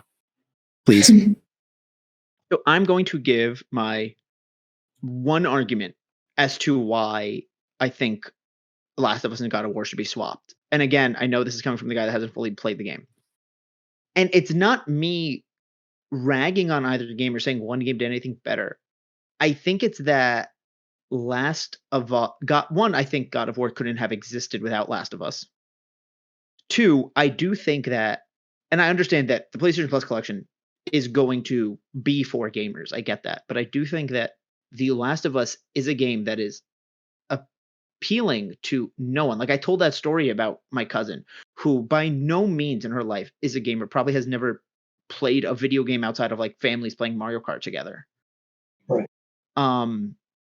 So I just think it's like, and I see that with other family members of mine who aren't into gamers. I'm like, I'm sure if I sat them down and I was just like, you need to watch this as a movie, or here, I've cut all the important cutscenes out, sit and watch this, they would appreciate The Last of Us. Whereas God of War, also keep in mind, I know I'm only halfway through the game. I know it's going to get emotional, and I'm a big believer in that sometimes the most fictitious stories are where we find the most humane lessons. But I just think that Last of Us is so approachable. And if my family personally, they're not into crazy fiction stuff. So the concept of God of War to them, of Norse mythology and magic and all this, would seem weird to them. Whereas Last of Us is at least a little bit more grounded in reality. I think you can approach anyone on the earth with it and they can find something in it. Mm-hmm. That's just my one argument. But like, I understand it's not a completely sound argument when I haven't fully played both. And I'm not going to be disappointed if no one else agrees. I mean, I definitely agree that it's Last of Us. It's like we wouldn't have God of War without Last of Us. Like we just wouldn't. Yeah. I'm with Jordan. I won't say very much. I love the game very, very much. I love the axe and the boy. But I agree with Jordan that The Last of Us is a very grounded story, narrative style human versus mythos and the mythology and Greek. They're all gods. They're all gods. And again, and I think that can narrow the audience slightly. No, regardless, it's a perfect game. Chris, it is a perfect game. But it could narrow that audience by going, gods, or not. Fuck 'em. Not Who fuck, cares? but not click as much or as well that you can relate to. And I was going to say for that relationship, but they both equally have the relationships that they grow and cultivate. So I am with Jordan on this. As It's fine. you'd swap them on the day, You're and allowed I'd to be have like, this is so much better. But I lean towards Last of Us. You're allowed to have opinions. They can be wrong, but you can They have. are not right ever. I have one, and it's Austin. Okay, so here's what I will say. So the perfect game exists if we put an axe in The Last of Us. Correct? Yes. I mean, that And they also- did it in yeah. Last of Us too, so Technically, there are axes in the Also- second one. Yeah. You know what I mean? The axe. yeah, Which yeah, you can yeah. also do with also it's like to again I guess talk about Last of Us 2 for just 1 sec. You can make what I think is one of the most useless upgrades in the world, which you can strap a bunch of shivs to the end of an axe. A lot of games do that, though. Honestly, like a bunch of contraptions that are upgrades look absolutely bonkers. They're And like, all right, Right. cool. I have But I think- I have like a handful of half scissors. I'm gonna put them on this other sharp thing. Just to get both Right. sides of it I think you can take this. Wouldn't that be all I of think us you can take though that if we were formula- getting into the zombies or someone broke into your house? We're like, shit, I gotta find a stick. Oh, I gotta garbage to it. Like, why do you have like a plastic cup and a stapler attached to it? Fuck them up. Quick, hand me the scissors and also that axe. I have an idea. You and your spouse getting into an I think it'd be argument dope. in the middle of this home intrusion about like where the fuck did you put the scotch tape? Give me the axe. I think it'd be dope if you take that formula of the whole, Kratos and Atreus. They're on a journey together. That's basically what it is. And then the same thing for Joel and Ellie. They're on a journey together with a dreary world that they have to trudge through. I think you take that formula and you make a Logan and X-23 game. Sick. I want that so That'd be bad. absolutely dope. That'd be absolutely dope. Mm. I don't care if Ellie it's just Last of replaced Us with again. I Atreus. want it. I just want to Xbox see Ellie. exclusive. Yeah. imagine Ellie replace Atreus and just Kratos have to deal with now a mortal human who's just being all sarcastic and annoying. I like references. He's just like, what the fuck is a classic rock? What does that mean? Right. I love it. Pick Yeah, up the rock. Yeah. I love it. God of War's great. There are a couple like beats that do fall flat for me. I think you like go up the mountain and then go back down and go back up again and then go down to climb a different mountain. And like by the time like there were definitely some moments where I'm like, oh, are we really doing this again? Like you go to hell to fight a thing and you fight a generic troll and there's like this big eagle looking thing in That's the the background. one. Why is that not the fucking boss That's the fight? one thing. so- The one knock that I can give God of War is that its enemy variety is a little shallow. To where Right. you fight those trolls with the big pillars a lot, like a lot, 20 times. Yeah, a lot, exactly. a lot. And so, And I wish I could have. As I understand why, because I mean, it's like if you watch that Raising Kratos documentary, you understand like how how unbelievably close to not putting out a game at all they were. And so the fact that it's as tight and well designed as it is, like all the things considered after learning past that is unbelievable. But I will also say that they did also give me some of my favorite boss fights that I've ever played in a video game, which is the Valkyries. The superhero fight at the beginning. The superhero fight at the beginning. Yeah. Oh yes. So how do you guys compare the boss That's a great fights thing. then from Last of Us to God of War?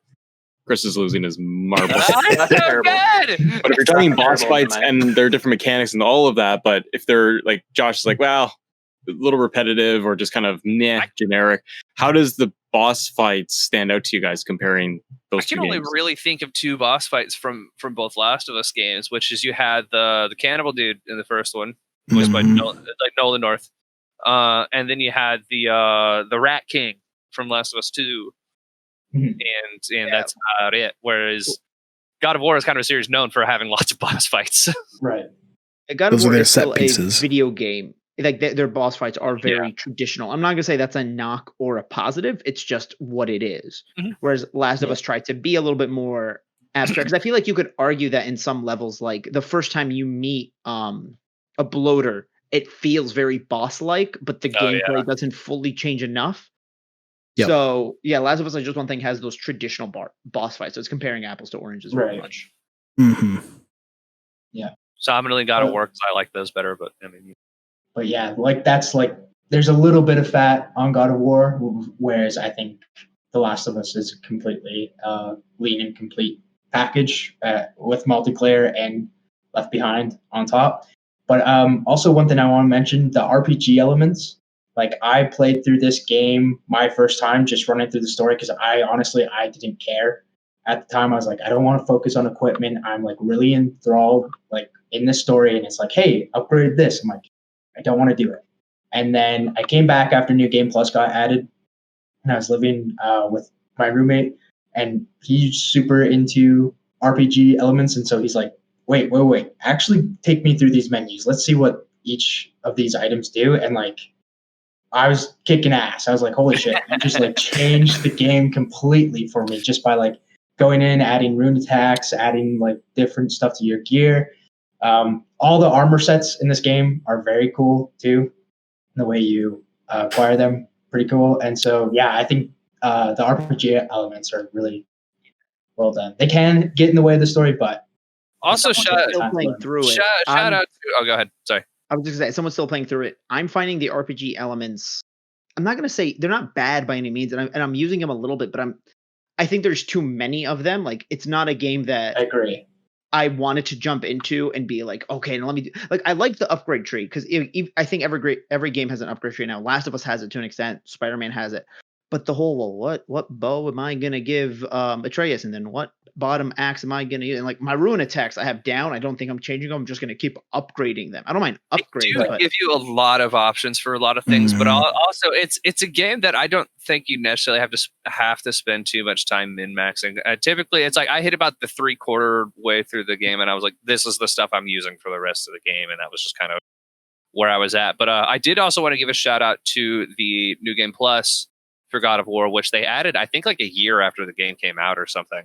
It was well past that, but they did a cool thing where they weren't just being like, here, you can play through the game again with all your upgraded stuff and you're fine. They were like, here's a bunch more new armor sets and stuff too that you can only get by playing New Game Plus, which I really, really liked a lot. So that it was like technically all the enemies were actually like scaled to whatever level like you're starting the game at and that sort of thing too. So you start out with all of these abilities and everything, and then there's still more to earn by playing New Game Plus, which a lot of New Game Pluses don't really do. It's like if you play New Game Plus in Spider-Man, it's like you have everything unlocked, you have all the costumes already, you're just playing so you can play it again and dick around with costumes or whatever. Whereas a God of War, it's like there's actually new stuff you can get by playing the game a second time, which I really liked. I thought that was cool.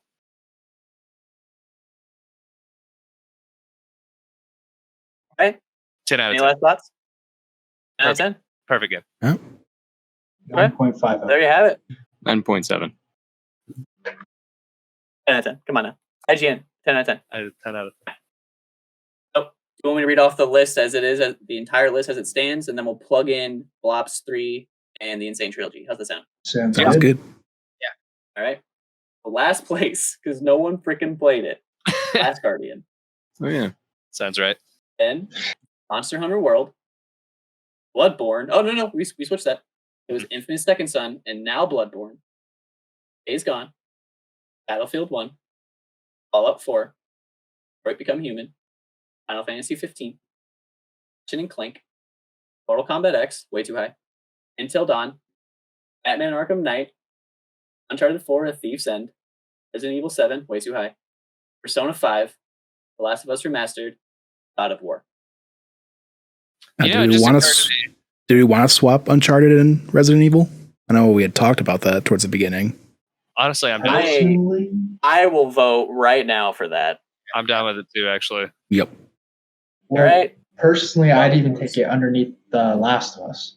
Like I would go. Well, I'd make Last of Us first. But yeah, I'd put Uncharted 4 in third place. Yeah. I'd go. Mine would have been Persona 5. Last of Us, But that's just Uncharted. Nah, I don't know. Last of Us and God of War and Uncharted in there. I'm the same way. Bump Uncharted above Persona as well. Hmm. Al? I mean, I didn't play I don't. Persona, so I'll agree. Yeah, I can see that. Yeah. The reason I don't is because there's not enough representation on the panel. 2 of us played it. Fair. That's the Fair, only fair. reason. If you want, So I would- to bicker, I'll happily bicker. So I just have a question, actually. Yeah. How have the gamers not set this channel on fire yet? Because we put Bloodborne way down at the bottom, and then we all said that we like Last of Us 2 better than the first one. We're still waiting to get Let 'em canceled on find our it. Last Yeah. of Us comp. So we're gonna get eaten alive. Yeah, you didn't by bring it our up, they might have 32 forgot. viewers. Now you brought it up, and here we are. I just want to know. Let us know in the comments. Bigots who hate Last Rip of Us Chris so- apart. come after us. Exactly. Just Chris. Yeah. Leave us here. We'll I'll be take fine. it. Let's Just go. that Chris. Especially for his He was moral. the only one that was pretty much If you fighting think for Last of Us Bloodborne. 2 is bad, you're wrong. I'll just say that right Absolutely. now. Come at me. Best game Absolutely. ever made. Not my favorite, but best game ever made. Okay. So, in my mind, I think the Crash Insane trilogy should be in the bottom 6 area. I'd agree. But I agree. I think it goes in between Fallout 4 and Battlefield 1. That's me personally, and I am a Crash Bandicoot fan. Like, I like Crash Bandicoot. So, if you have any I can see arguments, that. if you guys want to Yeah. put it up I and haven't down, played it. where are we at? No, I think that's a good Okay. place for it. Yeah. Yeah. I think the only reason I think if they had not made the hitboxes super wonky, I'd put it Yeah. up a little higher. Yeah. And they don't really fix that in Crash 4. It's a different No. issue. Like, it's the same thing, but it's just the issue feels different, but it's still an issue. Interesting. Okay. Put in Blobs Insane 3 dead Trilogy. last. I'll toss that out there right now. I love Globs 3. I didn't play Watched it. a lot of people play it, and I was just like, I know it wasn't like by any means as well received as the first two. It was too future techy, too much free running, different things going on. Whereas just people wanted, they just wanted COD at its base level. Yeah. Yeah, the and free running wasn't as good as Titanfall. Well, it's Absolutely. It definitely wasn't as good as Titanfall, but it was also like hot off the heels of Advanced Warfare, and they toned it down a bit in Blobs 3 to where it was just kind of wall running, and then you had like a short like boost meter where you could kind of like propel yourself. So it wasn't as extreme as Advanced Warfare as Titanfall was, which I kind of liked, and it made for actually some That's I true, thought, yeah. really for some really well designed multiplayer maps. Black Ops 3 is the one that took me out of buying Call of Duty annually. Like the story was removed from the first two. Zombies had Jeff Goldblum, and you're popping bubblegum, and it got way too complicated. Zombies 3 was bad. Wait, if it had Jeff Goldblum, it's got to be number one. The one shining thing about it was Jeff Goldblum. I thought the multiplayer was great. Campaign was meh, and zombies weren't fun, but I liked the multiplayer a lot. I don't think it deserves to be underneath The Last Guardian, where that nobody played. Right. All right, then. Okay. I agree with you, but what a move and a statement that would be. None of us have played Last Guardian, and we're just like, yeah. And I think this is just Activision, because the big thing that happened this console generation is that Activision moved from giving Call of Duty bonus content first on Xbox to PlayStation 4 because of the success of the PlayStation 4. And I think this is just Activision giving them their petty Call of Duty. They're like, I guess you can toss in this one into the collection, right? As some deal. And I much rather got like World War II, or Infinite Warfare. I even like Infinite Warfare more than Black Ops 3.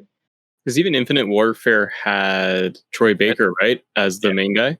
No, that was Advanced Warfare. It's Advanced Warfare. Infinite Warfare was the one where they went full future tech. That one, you fly a spaceship. one?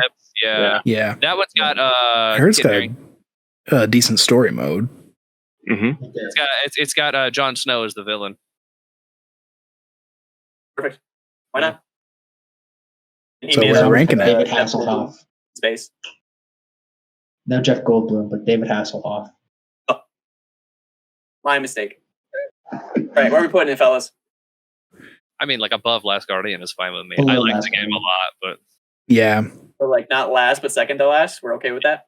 Definitely under Battlefield 1, because I'm not even an FPS guy, and I would know that Battlefield it's not 1 as is good as better Battlefield. Yeah, it's not as good as Battlefield 1. Yeah. It does not deserve to be above Battlefield 1.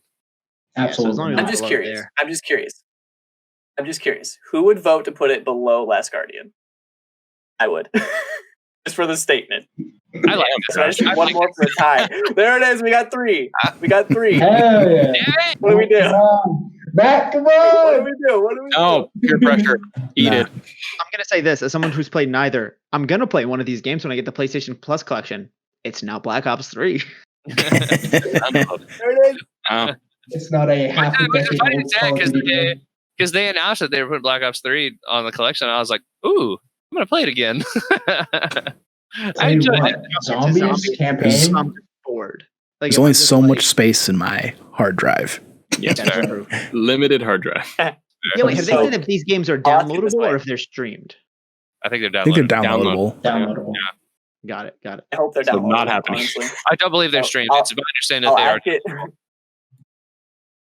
I'll ask it this way: who is okay with it being one above Last Guardian? Okay, so there it is. Wow. Sorry, Josh. Damn it. I'll allow I it. prefer it below it, but I This was is where okay I with want some creative differences. it. No one sheds a tear. DreamWorks I win, is I better win. than Pixar. You shut your dirty whore mouth. Oh my god. Pose. You are All right, not I'm gonna bringing read that the final trash in here. rankings. You're not bringing that here. I'm gonna just ignore all that trash, and I'm gonna read the final rankings, and they'll go into our homework. Well, hold on. Makes sense? I had Yes. one more switch to pitch, and I know it's gonna tug at Chris's heartstrings. Matt, I don't know your relationship with these two games because you weren't on last week. Swap Final Fantasy 15 and Mortal Kombat X. I haven't played Final Fantasy 15, but I will vote with you. Is Final Fantasy under Mortal Kombat? It is. Yes. Really? I would have put it At 2 above. spots. I would put it I have above not too. played Final honestly. Fantasy 15, and I would put it above. He's This saying is that to just annoy me. because And Matt it's and I like Okay. dog. I know. Just to be sure. Chris. Be sure. He's saying sure that vote on it. specifically to poke at me, and it's working, and I hate you for that. Poke, But I agree. But I agree. 15 should be above MKX. Yeah. Okay, just for the visual, who's okay with that? All right.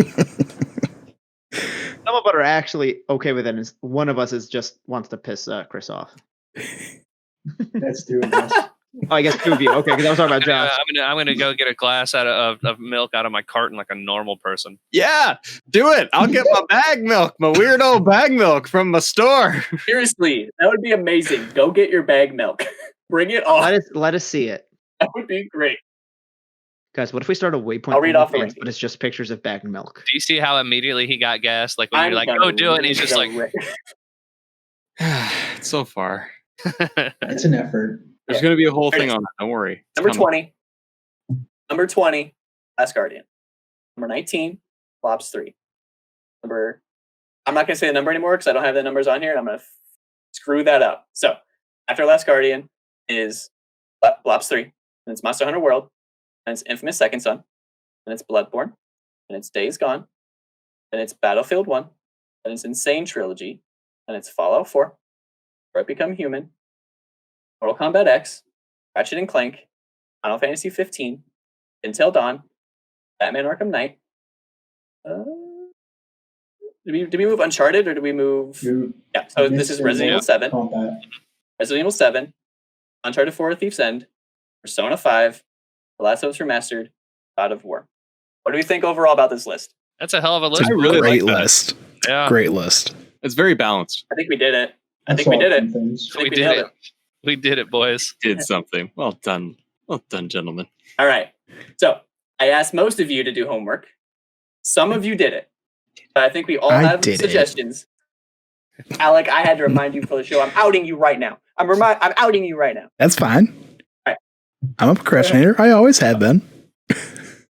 So the homework from the last episode was that with Insane Trilogy and Blobs 3 being added, I asked the panel, what is a game that they think is, associated with PlayStation that they would add to this collection? Who wants to go first? And we're just pitching one Oh. game at a time, right? Yeah, we can do I mean, that. if you go first, then you only had to pitch one because then you take it from someone else. All right, go. I want to say Matt. something. I have enough backups that I'm comfortable not going first. Fair enough. Yeah. Okay. I am changing this. I said this to Austin before we started. I was going to pick Resistance 2 because that one I really loved for PS3 when I got it. That shocked me not coming from playing Resistance 1. But Resistance 2, I love the shooting mechanics in it. I really just enjoyed it. I enjoyed it as almost like a Gears of War, preemptive to Gears of War when we got with that. So I was going to actually say that. I changed my mind, and I'm going with the original Max Payne. Oh, Oh yeah. that's a Because choice. There's that PS2 on PS4 collection under the store, and so yeah, I think that would be a great free Rockstar game. Is there a trilogy? There's Is a there a Max Payne trilogy, trilogy? and I'm only really considering is. the first one. If I had that as a full-fledged, like, remaster, Bluepoint redid it, like, we got it all upgraded, that's something I loved. I love that first game by Rockstar. I love the shooting. I love the floating matrix and the pill popping, headshotting, the whole thing. Bring back Max Payne, you cowards. Bring it back. So I am picking Max Payne, number 1, as my choice. That's a good pick. I really Yeah, like that's a that good pick. one. Good job, man. Okay. Anyone else? Sounded like Al had one ready. Yeah, I'll go. I'm going to go with Astrobot Rescue Mission. Hey. Show some VR love in the Ooh, PS Plus collection. Yes. Yeah, you know what? Yeah. Rescue Mission's so much fun too. It's so much fun. It's funny because it's basically a Mario game, but there's something about you're the camera that's floating over Mario, and the way that changes the way that you do puzzles is so cool. And how at the start of every level, you just have to turn around because there is always something behind you at the start of the level. There's always something behind you. Whether it's an interactive puzzle, whether it's an item or something. You have to play that in VR. There isn't a Yes. on VR mode. Yeah, it wouldn't be feasible. It a wouldn't really be good feasible without VR. Not the way as it is. Astrobot Rescue Mission. Astrobot Rescue Mission is the one game in VR that I was like, I'm missing out. Like, I'm genuinely missing out on something when it comes to not having a Beat VR Saber. headset, especially Beat with, Saber, at least a Just PSVR got my headset. Oh, yeah. PSVR in the summer, and it's like once I bought it, and then it's like I slowed down on it. Iron Man is why I got it, and I'm at like 75% done with that game, but makes me very motion sick. Actually, Once I Same. get back into VR, whenever that is, it's like the first. Like I have my list of like the games, which is going to be Astrobot, which is probably just going to binge it. Tetris Effect, which doesn't matter because I can. That was my alternate. yeah. And then Batman Arkham VR, but like by far Astrobot, because that's the demo I keep showing people. Like I had my sister play Astrobot, and again, not a gamer, but like it's cutesy. And Alec, on top of that element of like, oh, you have to turn around, I think there is, and this is gonna sound weird, I think there's something fun and interesting about the ideas of like these guys live in the DualShock. Yeah. I don't know to me why that adds to the experience, but like it does. Because you pick them up and you can feel them kind of moving around and like it's fun. They make little noises in the controller speaker, like it's fun. So I mean that's a solid choice. Yeah. Okay, who's next? Jordan, how about you?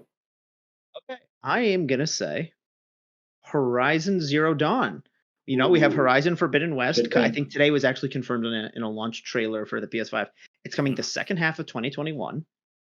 And they've already ported it to PC, which I think was a marketing tactic to get people that played it late to just be like, I need to play the sequel right away. I can't wait for that one to go on PC. So I think they've already shown that they want to grab people for the sequel by making the first game more reachable. And I think that throwing it on for free on the PlayStation Plus collection is the best bet. It is one of those best tier generation marking PS4 exclusives that a lot of the PlayStation Plus collection is. And I feel like it's actually weird that it's not in there. I agree. That's a solid pick. For sure. Yeah. Mm-hmm. Good stuff. Good stuff. All right, Chris or Josh? You want to go, Josh, or you want me to go? It's up to you. All right, I'll go just because I like the note that you ended on, Jordan, because I was going to say something similar in that it's weird that it's not here because it's like when you think PlayStation, there's one series that I think of, and that's Metal Gear Solid. The fact that Metal Gear Solid 5 is not on the PlayStation Plus collection is wild to me.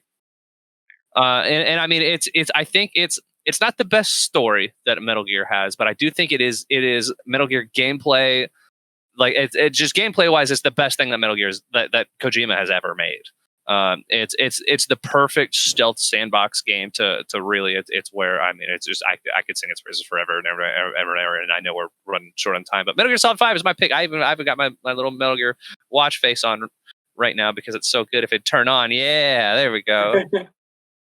It doesn't translate well on my thing, but there it is. But Metal Gear Solid 5, put it on PlayStation Plus, you cowards. It was on my list of options to put, so good on you. All right, Josh. Knack and Knack 2, baby. Let's go. Let's go. I knew he was going to say on the PlayStation Plus collection. We already not a bad choice, honestly. In the works. There's a third one in the works. We need to get people hyped. We need to get people playing Knack. All right, guys. This is the I can see that happening. Oh my gosh! It better. Mark Cerny, please. You already got pictures of everyone's ears for the PlayStation Pulse headset. Mark Cerny, just please get to work on Knack 3. Come on. Y'all ever play those two? Platinum 98 and 99 for me. Let's go. Oh my god. I did Platinum Knack 1. Hell yeah, you did. Play on my PS4. It pushed the technical limits of PS4 back in 2013. Oh my god. Pushed it back? You're right. It pushed it forward. It pushed it forward. It's like, get back in there. Get out. So, Josh, before the show, you said you had some joke ones. Clearly, those are Knack. You said you had a real one. Someone take it. No, actually serious. 100% serious one. Okay, did someone take your other one? Because you said you had a backup. Oh, no. My backup would be Death Stranding. Like, I think, going based off what Chris was saying, like, it's a Kojima game. I think PlayStation and Kojima are really tied, and I think that was a great game for the PS4. I could see how it turned a lot of people off, but I think making it free on PlayStation Plus Collection might give people more of an incentive to play it, and hopefully there's some stuff done with the DualSense and haptic feedback in terms of the gameplay in that. And so that is the one I'd legit like to see. I think it is still a little too new, but I could see it maybe if PlayStation Maybe in a couple years if Collection. they're adding to it. Yeah, exactly. Absolutely. Okay, so I have one that I think Chris is going to like, but I want to shout out two random ones real quick. Nier Automata needs to be on this list at some point in time, for sure. It's weird that's not there. And I think it would be in the realm of possibility for Lost Legacy to be on this list as well. Yeah. Hopefully. I'd agree with Lost that. Legacy. In fact, when they said it's my like real here's a one- bunch of free games, I expected Lost Legacy to be the free Uncharted and not 4. Yeah. Right. Or at least like the Nathan Drake collection or something like that. Mhm. But my real one is a curveball. And I'm going to say Mortal Kombat 11. I know X is already on the list, but the story for 11 is so goddamn good. I absolutely love it, and it needs to be on this list. It's literally It's just so one of the good. best, one of the most enjoyable campaigns I've ever played in a video game. Like it's so just bonkers off the wall. I love it. But it works. It's not bonkers to be bonkers. It actually works with the It lore of those works, characters that they which is crazy. It Yeah. works. It should. exactly. Also, it's fun. Okay, It's great. I'll run It's a through great those one more fighting game. And you can play as Rambo it's- now. Honorable mention. Now that's the new one they added. Dreams. Yes. Yeah, That's a Dreams. great game. Yeah. Dreams would be a great one to have on this. Yeah, shout out to Dreams. I thought that was already free. But Okay, if we're talking Dreams, maybe Little Big Planet 3. Like that one got slept on, and they're bringing back That'd be cool. Sackboy with Yeah. Oh, Sackboy yeah. Adventure. So That makes sense. yeah, I can see that. yeah, I think I'll we shout out. might have touched on it last episode though too. But I'd like to see Spider-Man on there at some point. That's what. Yeah, it'll be on Rocket there down the road. Yeah. I guarantee it. Yeah. Okay, so I'm gonna run through our real picks just real quick, just to go through those. So Matt was Max Payne 1, possibly a remake.